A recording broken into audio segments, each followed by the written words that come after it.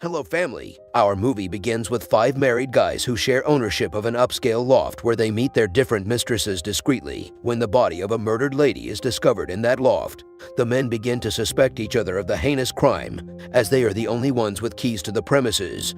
As revealed through flashbacks interspersed with scenes from the present, the mystery has been solved. Luke arrives in the apartment one morning and discovers a dead woman chained to the bed, and he panics and dials Vincent's number. Soon later, Vincent comes and instructs Luke not to contact the cops until all five of them have arrived. Luke claims that when he arrived, the door was locked and the alarm system was switched off. This signifies that only one of them is capable of committing the crime. Soon after, Chris appears and speaks his half-brother's name, Philip, as though he suspects him as Marty approaches. Chris stares at the dead woman's face, but no one knows her, and they all swear they didn't do it. Vincent had invited his pals and their wives to the opening of the apartment complex he developed about a year earlier. A beautiful woman named Anne who works for City Councilman Joe approaches Chris. Chris is drawn to her, and she subsequently looks at him from across the room. Vincent brings his friends to one of the apartment building's lofts and tells them that it would be ideal for them to use to get away from their wives anytime they needed to. Vincent continues to narrate the account of what happened earlier that morning at the police station.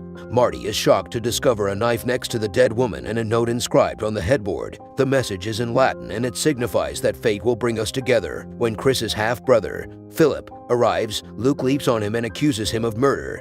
Philip explains that he was with his in-laws the night before and that this was not his fault, but Vincent has no excuse because his wife and children have left town.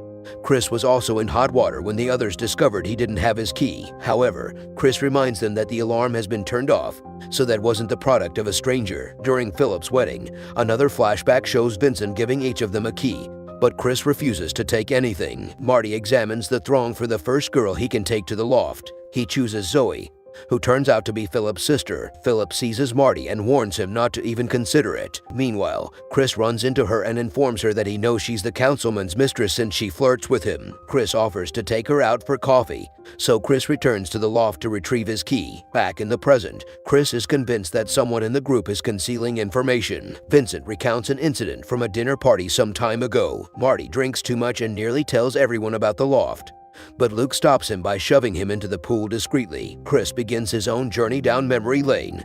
He sleeps with Anne in the loft one evening and declares his love to her. Before leaving the loft, he tells her that he wants to divorce his wife and be with her, but she points out that he doesn't even know her well. Marty thinks back to the day he cheated on his wife. Vincent invites Luke and Marty to an event, and while they are there, Philip's father-in-law, Hiram, approaches them. The men are surprised to find Anne and Joe accompanying Hiram. Following that, two women called Dana and Sarah approach them and offer them drinks. Marty finds a private location for him and Dana, while Vincent swims with Sarah. Luke looks on with jealousy and ultimately leaves. During his turn to speak at the police station, Vincent reveals his breakup with Sarah as well as his version of what transpired the morning of the crime. Vincent takes a nearby wine bottle and prepares to throw it, but Luke intervenes. Assuming Vincent was present last night and was attempting to dispose of evidence, the doorbell rings and it's a realtor who wants to visit the loft, which has been advertised for sale by someone. Vincent then confesses that the deceased woman is Sarah. Luke and Marty couldn't identify her because they were so inebriated when they first met her, and Vincent also admitted to being with Sarah in the loft last night. But he ended their relationship. He claims she was still alive when he departed. Chris then recalls another significant event. He had given Anne the key one day to prove that he was not taking any other women to the loft. Philip becomes enraged after hearing Vincent's confession and grabs the knife, intending to attack Vincent, but the other guys intervene. Marty recalls some personal memories. Marty appears in the loft one night while Vincent is with a woman to inform him that his wife had left him after learning about Dana, so Vincent pledges to assist him in regaining custody of his wife. When Vincent recommends moving the body, Philip chastises him for treating the matter as if it were a minor inconvenience. Then Vincent recalls to Philip what he did a few weeks ago. Chris and Vincent discovered a very violent Philip in the loft, and a woman was bound to the bed, screaming and claiming Philip had beaten her up. Chris shoves Philip up against the wall and accuses him of being no better than his drunk, abusive father. Chris releases the girl, gives her all of his money, and begs her not to go to the cops. Because everyone else was spilling their secrets, Luke started to spill his as well. He admits to installing cameras in the loft. The cameras were only filming at particular periods, so nothing from last night because Vincent had breached the rules by not informing the guys that he would be utilizing the loft. Then Vincent recalls the day they attended an event at a casino, They had all taken their spouses with them, except for Marty. Regardless, he runs into her at the event and apologizes for what he did. However, his wife informs him that she may have already exacted her retribution by sleeping with one of his buddies. Meanwhile, comes and requests that Chris meet her in the women's restroom. Chris does not find her, and Joe also enters the bathroom. He requests that Chris stop Vincent from playing dangerous games with his threats, and Chris will only do so if he stops seeing Anne. Joe claims to adore her as well. When Chris remarks that at least he didn't have to pay her to love him, Joe responds that someone else paid her to be with him, and she exits the bathroom. She admits that she was paid for the first time. She had slept with Chris, but everything else was true. This information astounded Chris. Sarah approaches Vincent and inquires as to how many ladies he is currently seeing. She wanted him to choose one right away,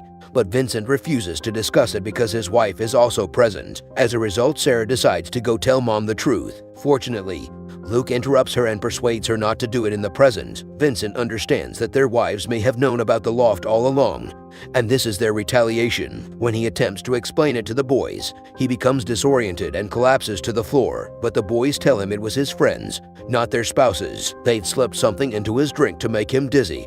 Then they began telling him the entire story. When Luke arrived at the flat earlier that morning, it wasn't his first visit. He had arrived earlier and discovered Sarah dead from an overdose of sleeping pills. There was no blood or handcuffs to be found. Just a note to Vincent saying goodbye. Except for Vincent, Luke had called the others and they decided not to notify the authorities just yet. They view the records of all the ladies Vincent had slept with when Luke gives them the camera footage. All this time, Vincent has been betraying his friends.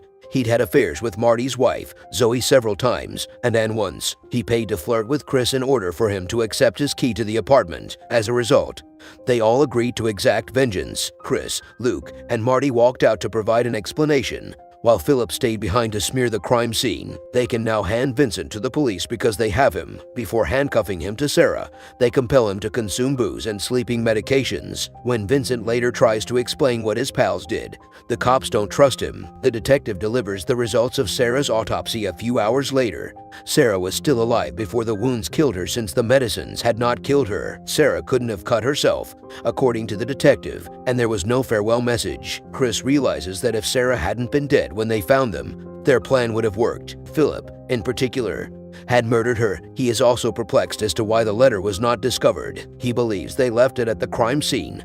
He finally realizes who the true villain is. He dials Luke's number and asks him to meet him at the loft.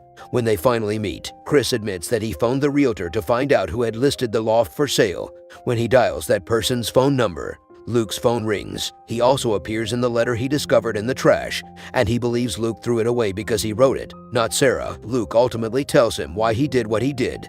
He had been in love with Sarah, but she had rejected him. Luke had gone to see Sarah the night Vincent had broken up with her, claiming to console her. Then he put drugs in her drink and subsequently injected her with insulin to cause an overdose.